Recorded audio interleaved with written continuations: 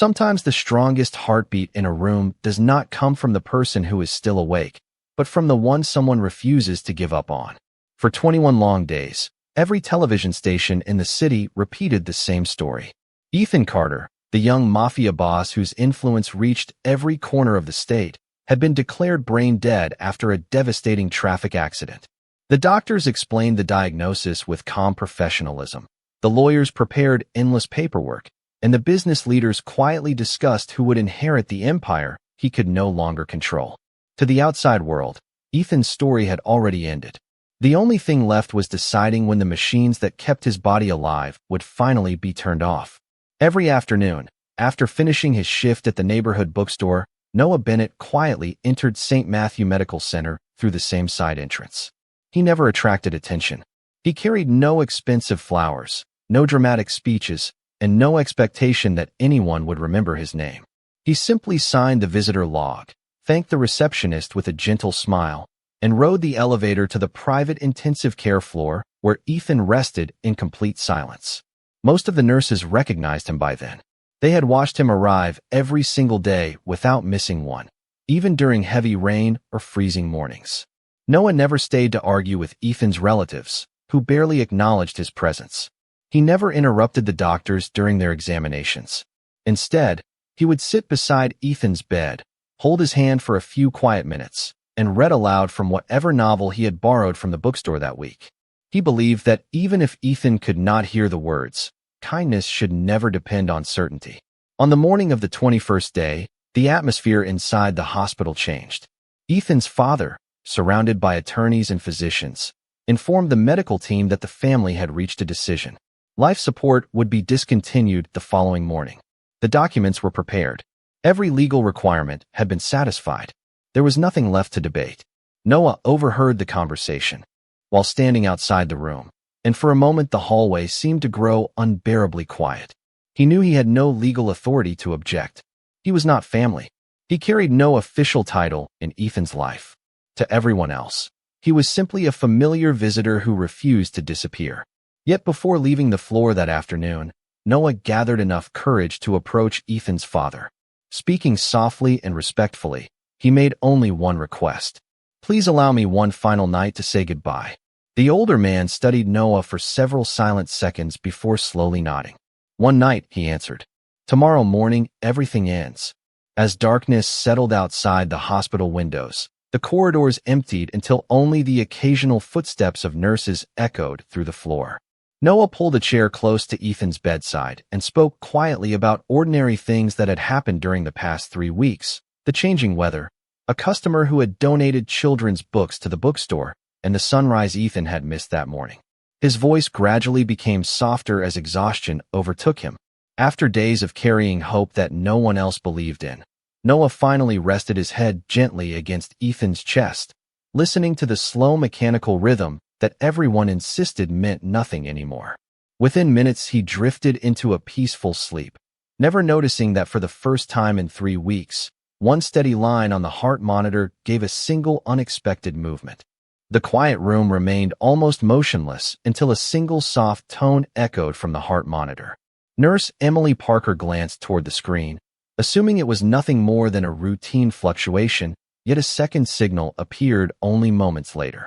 She quickly checked the equipment, carefully adjusted one of the sensors, and watched as another faint neurological response registered for the first time in 3 weeks.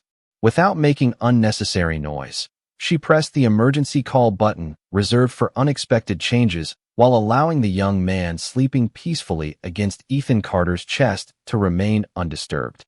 Within minutes, the attending physician, Dr. Benjamin Collins, entered the room with 2 specialists. They performed a complete neurological examination, observing every tiny movement with cautious optimism. Ethan's fingers responded ever so slightly to a standard reflex test, and although the movement lasted less than a second, every person in the room understood its significance. Dr. Collins immediately instructed the staff not to notify the family until additional tests confirmed the results. "We cannot raise false hope," he said quietly, "but we also cannot ignore what we are seeing." Noah Bennett continued sleeping peacefully, completely unaware that the gentle warmth of his presence had become part of a moment no one inside the hospital expected to witness. Nearly an hour later, Noah slowly opened his eyes, embarrassed that exhaustion had overcome him. He apologized to the nurse for accidentally falling asleep and carefully straightened the blanket covering Ethan. Before leaving, he lightly squeezed Ethan's hand one last time. "I hope tomorrow is not really goodbye," he whispered. "If you can hear me, even just a little, please keep fighting." Noah smiled sadly before walking toward the door, never noticing that one of Ethan's fingers seemed to relax naturally after his hand slipped away. Outside the room, Dr. Collins watched Noah disappear down the hallway before turning back toward his colleagues. "Continue the observation," he instructed. "No assumptions. No announcements." Throughout the morning, additional scans revealed encouraging but still incomplete signs of neurological activity. Ethan remained unconscious, yet his brain was responding in ways that had been absent for weeks. The physicians carefully reviewed every image, comparing them with previous examinations until none of them could deny the gradual improvement. Shortly after noon, Ethan's father arrived with the legal team, expecting to finalize the paperwork that would end life support the following morning. Dr. Collins requested a private meeting instead. He explained every new finding with measured professionalism, emphasizing that Ethan was not awake and that recovery remained uncertain. However, continuing treatment had become medically justified once again. Ethan's father silently removed the unsigned documents from the conference table. His expression remained composed, but relief briefly softened his eyes. "Then we wait," he said, "as long as there is a reason to hope." Later that evening, Noah returned after finishing another shift at the bookstore, expecting one final visit before saying goodbye forever. The receptionist greeted him with an unusually warm smile, but said nothing. The nurses exchanged quiet glances as he entered Ethan's room, each of them silently protecting the fragile possibility that had appeared overnight. Noah noticed only one difference. Ethan somehow looked less distant than he had the day before. It was impossible to explain, yet the room no longer felt like a place filled only with farewell. Noah sat beside the bed once more and opened the same novel he had been reading for weeks. As he softly continued the unfinished chapter, Ethan's closed eyelids trembled almost imperceptibly, and for a single fleeting second, his eyes opened just enough to find the only face that had never stopped coming back. Hope is often so quiet that people mistake it for coincidence until it changes everything. The following morning began with a calm that felt almost unreal. Sunlight filtered gently through the hospital windows as nurses quietly moved through their routines, yet everyone assigned to Ethan Carter's room carried the same cautious anticipation. Overnight monitoring had revealed several additional neurological responses, each one slightly stronger than the last. No one celebrated. The physicians understood that recovery from such a condition could never be predicted after a single encouraging night. Every new sign needed to be confirmed, measured, and observed with patience. Noah Bennett arrived shortly before 8 o'clock, carrying a small paper bag from a neighborhood bakery. As always, he thanked the receptionist, greeted the nurses with quiet kindness, and walked toward Ethan's room without expecting anything to be different. He placed the untouched breakfast on the nearby table before sitting beside the bed. "I brought cinnamon rolls today," he said with a gentle smile.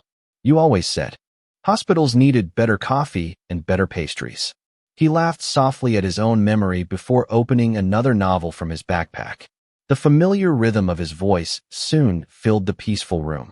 Outside the doorway, Dr. Benjamin Collins watched the heart monitor while one of the neurology specialists observed Ethan's facial muscles. They noticed a slight increase in brain activity whenever Noah spoke, but neither physician interrupted. Instead, they silently documented every change. Nearly 20 minutes passed before Ethan's breathing pattern shifted almost imperceptibly. His eyelids trembled again, this time lasting several seconds instead of a brief instant. Noah paused his reading, believing fatigue had blurred his own vision. "Doctor?" he asked quietly without taking his eyes off Ethan. The medical team entered immediately. "Ethan," Dr. Collins said calmly, "if you can hear my voice, try opening your eyes." For several long moments, nothing happened. Then, with extraordinary effort, Ethan slowly lifted his eyelids. Bright hospital lights forced him to blink several times before his unfocused gaze wandered across the room. The physicians continued speaking gently, asking simple questions while checking his responses. Ethan seemed unable to recognize his surroundings, yet when his eyes settled on Noah, the tension across his face eased almost instantly. It was not recognition in the ordinary sense. It was something quieter, as though his mind remembered a feeling before it remembered a name. Noah felt tears gathering but quickly stepped back to allow the doctor's room to work. "He is awake," one nurse whispered, hardly believing the words herself. Additional examinations continued throughout the afternoon, confirming that Ethan had regained consciousness even though much of his memory remained incomplete. He struggled to answer questions about recent events and often closed his eyes from exhaustion after only a few minutes. Dr. Collins explained to the family that temporary memory loss was not unusual and that recovery would require time, therapy, and a peaceful environment. Ethan's father thanked every member of the medical staff before quietly approaching Noah in the hallway. For the first time since they had met, the older man extended his hand. "You stayed when everyone else was preparing to let go," he said sincerely. Noah lowered his eyes. "I only wanted him to know someone was still waiting." Before either man could continue, a nurse hurried from Ethan's room with a look of quiet surprise. She explained that although Ethan still could not answer many questions, he had just spoken 4 slow words with complete clarity while looking toward the open doorway. His voice was weak, but everyone in the room heard the same request. "Please do not. Let him leave." Some memories disappear from the mind, but the heart often remembers long before the mind is ready to understand why. Ethan Carter repeated the same quiet request several more times before exhaustion forced him back to sleep. Every member of the medical staff noticed that his eyes searched the room whenever Noah Bennett stepped outside. Yet the moment Noah returned to his bedside, Ethan's breathing became steadier and the tension in his face slowly disappeared. Dr. Benjamin Collins documented every change with careful precision. He later explained to Ethan's father that emotional recognition sometimes resurfaced before complete memory recovery. "He may not remember names or events yet," the physician said, "but his brain is responding to someone it associates with comfort and safety." Those words lingered in Noah's thoughts for the rest of the day. He could not understand why Ethan, a man surrounded by family, advisors, and lifelong associates, seemed to find reassurance only in someone who believed he had never truly belonged in Ethan's world. Over the next several days, Ethan grew stronger with each therapy session.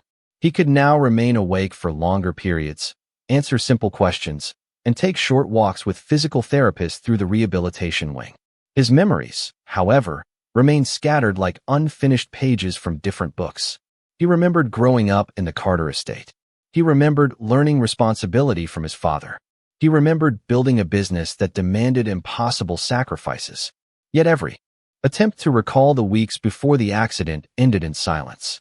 During one afternoon therapy session, Noah quietly entered the room carrying another novel from the bookstore. Ethan immediately looked toward him with the same calm expression that had become increasingly familiar. "You came back," Ethan said softly. Noah smiled. "I said I would." Ethan studied him for several moments before asking the question that surprised everyone. "Have we known each other for a long time?" Noah hesitated, unsure how much he should reveal while Ethan remained medically fragile. "Long enough that I wanted to make sure you were never alone," he answered honestly. Ethan accepted the answer without pressing further, although something thoughtful remained in his eyes. Later that evening, Dr. Collins invited Noah and Ethan's father into a private consultation room. The latest neurological evaluations showed steady improvement, but one recommendation stood out above all the others. Ethan's emotional recovery would benefit greatly from consistent contact with the person his brain continued to recognize as a source of stability. Ethan's father slowly nodded before turning toward Noah. "Would you be willing to continue visiting every day?" he asked. Noah looked genuinely surprised. "If Ethan wants me here, I will come." The older man offered a grateful smile that carried none of the distance he had shown only days earlier. The following morning, Noah resumed his familiar routine, reading aloud while Ethan listened quietly instead of sleeping. Occasionally, Ethan asked simple questions about the characters in the story, and Noah patiently explained each chapter until they both laughed over a humorous scene. The nurses watching from the hallway quietly agreed that the room no longer felt like an intensive care unit. It felt like a place where someone was slowly finding his way home. Just before visiting hours ended, one of Ethan's longtime attorneys arrived carrying a sealed folder recovered from Ethan's office after the accident.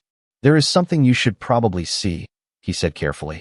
It was on Ethan's desk the morning before the crash, and every page inside mentions the name Noah Bennett. The truth rarely arrives all at once because the heart can only carry so much before it begins to break. The sealed folder rested quietly on the small table beside Ethan Carter's hospital bed as everyone waited for his approval before opening it. Ethan looked from the folder to Noah Bennett, sensing that whatever was inside somehow connected the unfamiliar name on the cover to the quiet man who had become the most comforting presence in his life. With a slow nod, he asked the attorney to continue. Inside were neatly organized documents, handwritten notes, and several unsigned drafts of charitable foundation papers. Ethan carefully examined the first page, surprised to discover detailed plans for a literacy program that would provide books and scholarships to children throughout the city. At the top of nearly every page appeared the same handwritten reminder: "Discuss with Noah before final approval." Ethan frowned gently. "I was working with him." The attorney smiled. "Not exactly. These ideas were yours, but every time you spoke about them, you said Noah always understood what people truly needed. You wanted his opinion before making any final decision." Noah looked equally surprised. He had never seen the folder before. "I only made suggestions when we talked," he said quietly. "I never expected you to write any of them down." Ethan turned another page and found a photograph tucked between two documents. It showed the two of them standing outside the bookstore nearly a year earlier, both smiling naturally while holding cups of coffee. Ethan stared at the picture for several long moments. The image itself remained unfamiliar, but something about Noah's smile stirred an emotion that felt deeply rooted inside him. He closed his eyes, trying to follow that feeling. Fragments of conversation appeared briefly in his mind: the sound of rain against a bookstore window, the smell of fresh coffee, and someone laughing after correcting his choice of novels. Before he could reach the memory completely, it disappeared again. Dr. Benjamin Collins later explained that such moments were encouraging. Emotional memory often returned in scattered pieces, before forming a complete picture. Rather than forcing Ethan to remember, everyone agreed to allow those memories to return naturally. During the following week, Noah continued visiting every afternoon after work. Their conversations became longer and more relaxed. They discussed favorite authors, childhood dreams, and quiet places around the city. Ethan noticed that Noah rarely spoke about himself unless directly asked, always choosing instead to encourage someone else. That quiet kindness slowly answered questions Ethan could not explain with logic alone. One evening, Ethan looked toward the window as the sun settled behind the skyline. "I do not remember everything," he admitted softly, "but I know one thing with complete certainty." Noah looked up from the book he had been reading. "What is that?" Ethan smiled gently. "Before I ever forgot your name, I must have trusted your heart." Noah lowered his eyes, struggling to hide the emotion in his voice. "That means more than you know." Just then, Ethan's father entered carrying another envelope that had recently been recovered from Ethan's office safe. Unlike the foundation documents, this envelope contained a single handwritten letter addressed to no one. Across the front, in Ethan's unmistakable handwriting, were 6 simple words that made everyone in the room fall silent. "If anything happens to me, find Noah first." The letter stayed on the small table long after the afternoon sunlight had shifted across the room. Yet neither Ethan nor Noah reached for it again because neither of them wanted to reduce those words into another mystery waiting to be solved. Instead, Ethan found himself wondering why every answer he uncovered seemed to point toward a version of himself that he could no longer remember, while the only thing that still felt completely real was the quiet comfort that appeared whenever Noah walked into the room. The following week became the beginning of a different kind of recovery. Physical therapy slowly replaced hospital monitors as the center of Ethan's daily routine, and every small milestone mattered more than the last. The first time he walked the length of the rehabilitation hallway. Without stopping, Noah was waiting at the end with nothing more than a warm smile and a paper cup of coffee. Ethan accepted the drink and laughed softly when he realized it had exactly the amount of cream he preferred. He looked at Noah with quiet surprise. "Did I tell you how I take my coffee?" Noah shook his head. "You never had to. I just noticed." The answer stayed with Ethan for the rest of the day because it reminded him that memory was not the only way a person could be known. Sometimes people remembered each other through ordinary moments that never appeared in photographs or written notes. As the days passed, visitors from Ethan's company began arriving with reports, financial statements, and requests for decisions. He listened carefully, but each meeting left him exhausted. He understood the business well enough to recognize numbers and contracts. Yet every discussion felt strangely distant, as though he were reading about another man's accomplishments. One afternoon, he quietly closed a folder before anyone had finished speaking. "I need time before I make choices that affect hundreds of employees," he said calmly. His executives exchanged uncertain glances, but no one argued. After they left, Noah found Ethan sitting beside the hospital window, watching families cross the parking lot below. "Do you ever worry that I will become someone completely different?" Ethan asked without looking away. Noah thought for a long moment before answering. "People change after surviving difficult things. That does not mean they stop being themselves." Ethan turned toward him. "And if the old Ethan never comes back?" Noah smiled with the same quiet patience that had carried him through 3 impossible weeks. "Then I will get to know the new one." Those words settled somewhere deeper than memory. A few days later, Dr. Benjamin Collins officially approved Ethan's discharge, although he insisted on continued outpatient therapy and regular neurological evaluations. Walking out of the hospital without nurses beside him felt almost unreal. Reporters waited beyond the entrance, cameras raised, hoping to capture the famous businessman who had unexpectedly returned from the edge of death. Ethan paused only once before stepping outside. Instead of facing the microphones, he reached for Noah's shoulder, guiding him forward so they walked side by side into the bright afternoon. The unexpected gesture surprised everyone, including Noah himself. Flashing cameras recorded the moment, but Ethan barely noticed them. For reasons he still could not explain, standing beside Noah felt steadier than standing alone. Across the street, church bells echoed through the city as a gentle breeze carried the scent of fresh bread from a nearby bakery. Ethan closed his eyes for only a second, and somewhere beyond conscious thought a forgotten memory flickered, not as a face or a conversation, but as the unmistakable feeling that this ordinary afternoon had somehow happened before, leaving him with the quiet certainty that the next piece of his forgotten life was finally beginning to find its way home. Life beyond the hospital unfolded more quietly than Ethan had expected, yet every ordinary day seemed to reveal another piece of a life that had once belonged to him. His doctors encouraged routine because familiar places often helped the brain reconnect scattered memories. So each morning Ethan completed his physical therapy before spending an hour at the headquarters of his company. He still avoided making major decisions, choosing instead to observe the people who had worked beside him for years. What surprised him most was not the business itself, but the way his employees reacted whenever Noah happened to stop by with lunch or coffee. They greeted him with genuine warmth instead of curiosity, as though his presence had become a natural part of Ethan's world long before the accident. One afternoon, Ethan finally asked his longtime executive assistant about it. She smiled before answering. "Mr. Bennett never asked for attention. He only made certain you remembered to eat when your schedule became impossible. Most people did not even know who he was, but everyone noticed that you were calmer after he visited." Ethan sat silently for several moments. He had no memory of those visits, yet the description sounded strangely believable. Later that evening, he invited Noah to walk through a neighborhood park instead of returning directly home. Children chased one another across the grass while families gathered beneath large maple trees, and for the first time since leaving the hospital, Ethan felt as though life was moving forward instead of waiting for his memories to return. They stopped beside a small pond where ducks drifted across the water. "Do you ever wish you had stayed away from all of this?" Ethan asked quietly. Noah looked across the pond before answering. "More than once. I thought leaving would make your life easier. I believed you deserved people who belonged in your world." Ethan frowned gently. "And what made you stay?" Noah gave a small laugh. "Every time I decided to leave, you somehow found another reason for me to stay, even if you never realized you were doing it." The answer lingered in Ethan's thoughts long after they returned home.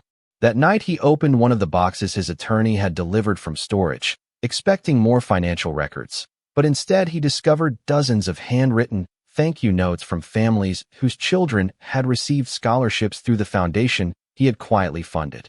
None of the letters praised his wealth. They thanked him for listening, for remembering birthdays, for paying medical bills without asking for recognition. Ethan read every page with growing disbelief because the man described in those letters seemed far kinder than the reputation he carried in public. Tucked beneath the final envelope rested a simple notebook. Inside were short observations written in Ethan's own handwriting, each dated months before the accident. Most entries concerned meetings or charitable projects, but one sentence stood alone on the final completed page. It read, "The strongest decision I ever made was learning that trust is earned by showing up on ordinary days, not only during extraordinary ones." Ethan closed the notebook slowly and looked toward the living room where Noah had fallen asleep while reading a book. Without waking him, Ethan quietly placed the notebook beside Noah's hand, wondering if the man he used to be had already discovered a truth that the man he was becoming had only just begun to understand.